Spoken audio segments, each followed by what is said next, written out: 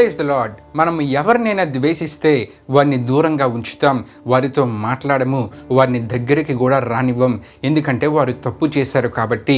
అయితే మనము పాపులమైనా సరే దేవుడు మనల్ని ప్రేమించారు కాబట్టి ఆయన మనకు దూరము కాలేదండి, ఆయన మన దగ్గరికి వచ్చారు.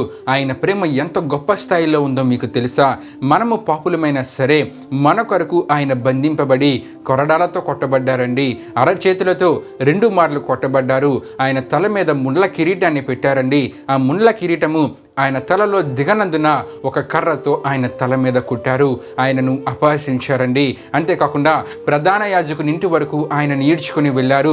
ఆయన ముఖము మీద 2 సార్లు ఉమ్మివేశారు. ఆయన ముఖము కప్పి ఆయనను కొట్టి, నిన్ను కుట్టిన వాడెవడో చెప్పని ఆయనను అపహసించారండి.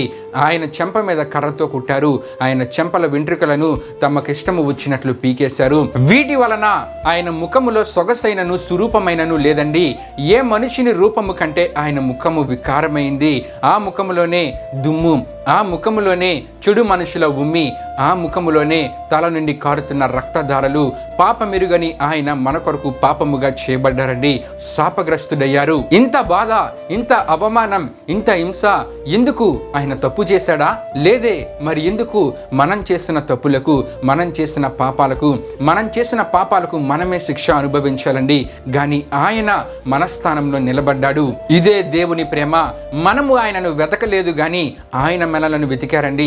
మనము ఆయనను ప్రేమించలేదు కానీ ఆయన ముందుగానే మనల్ని ప్రేమించారండి. ఆయన చేతులు మేకులతో సిలువకు కొట్టబడ్డాయి కానీ ఆయన చేతులు మనల్ని వదలలేదండి.